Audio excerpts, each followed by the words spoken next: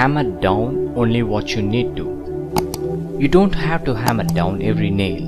There will always be nails around to be hammered. There will always be many things to do, new things to do, some exciting things to do, some interesting things to do, some spooky things to do. And a lot of people on your planet keep on hammering things haphazardly. This is directly opposite to what we rishis do here at this higher level. Though we are all highly evolved beings, we never put our serious efforts on everything and anything. We never do. We hammer only the things that deserve hammering. Things that deserve light pads are given light pads, and things that deserve mild touch are dealt with accordingly. Attack the Goliaths first before you attack other soldiers. Goliaths are the ones that are going to count. David's glory started when he defeated Goliath, not an ordinary soldier. There are very few things, if done, can bring you your greatest progress. Look out for them, utilize them, focus on them most of the time, give your whole self to them. The Sutra. Not everything deserves your serious effort. Not everything calls for tremendous effort. You put your best efforts on things that are good investments in your future, or you hammer only those nails that ought to be hammered. You don't have to put Herculean efforts in many things. The saddest scene is when people pound things that are not at all important and they just leave the few golden nails as such that are so desperately waiting for the hammering. A very long time ago, while I was flying above the clouds in spirit with 2 more rishis for a mission, I witnessed the following story. A man saw a lot of people gathered, full of vigor, waiting eagerly to witness a race that was about to be started. The race was a grand one of his time. He immediately approached the folks enthusiastically and asked what was going on. They said that a race was about to begin, which was open to all and which was conducted by the Duke. The race had an enormous prize money announced. When he asked them if he could participate in the race, he was immediately given the nod, as the race was open to anyone. Being a very fast runner and lured by the money, this man positioned himself for the sprint, knowing deep down that he could win the race with no or little effort. When the whistle was blown, the contenders started to move ahead like rockets, but this man was so far ahead of others that he finished the race well ahead of the second man who came after. But soon after, when he was just expecting that they were going to announce his name as the winner, he heard to his surprise the announcer mentioning the name of the man who came second as the winner. Not able to believe this, he asked the announcer, "Why?" "Why?" The announcer said, "You are not on the track, and that means you are not racing with others. You are on the wrong track, so yours doesn't count." The essence of the story is that a lot is wasted in doing excellently things that don't count. The man was excellent, but he was not running on the right track. To do the most important things is to be on the right track. He was too good at what he was doing, but he was not doing the right thing. To succeed, it is of utmost importance to do things that matter, which is to be on the right track. To do a thing exceptionally well that is trivial in your life is a reason for time and energy wasted without returns.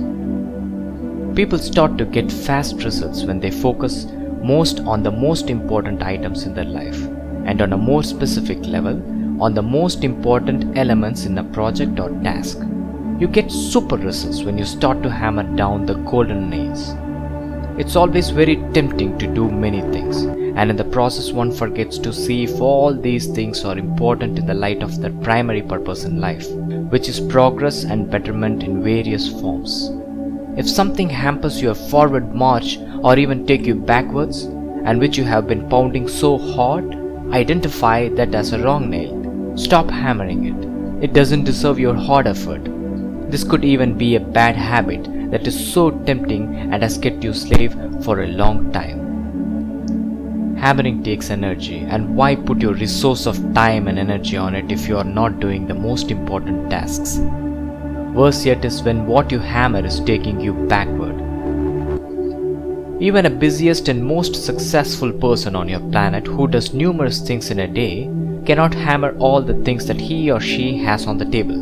If you take a close look at them, you'll see they all, without exception, hunt down Goliaths first.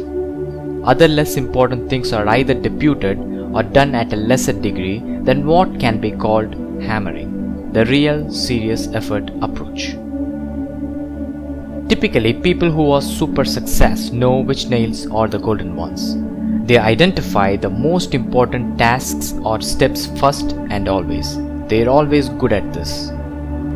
Average people keep pounding on whatever they can get their hands on. Some, they never do the hammering. They never put any kind of sincere and life-changing efforts in anything. They stay at the bottommost. There is this general belief on your planet that successful people almost always do umpteen number of things and hence they are victorious. When the focal energy is dissipated in hammering here and hammering there, instead of hammering down hard the golden nails, nothing significant is ever achieved. The bliss is not experienced. A feeling of, open quotes, some more, come on, keep looking out for new things to do, close quotes, surrounds you. You feel restless. You feel you have to cover a lot of stuff and often within a time frame. You feel like you have to keep running to catch up with all the lined up to-do things. Bringing many things unnecessarily onto the table is the reason for all the feeling of restlessness, chaos, hollowness, get more, do more tendency, and the bad feeling that inevitably would arise from not being able to catch up with the big queue that never seems to end. And since you are also pounding a lot of things lately, soon you become exhausted in every way possible. If you are in a position such that you have to do many things, by all means go on to do them. It's not necessarily the number if the need be, but how many good written things get your pounding and how many things are dealt in a lesser way. In other words, cutting back on trivial things can free up a lot of mental space for you.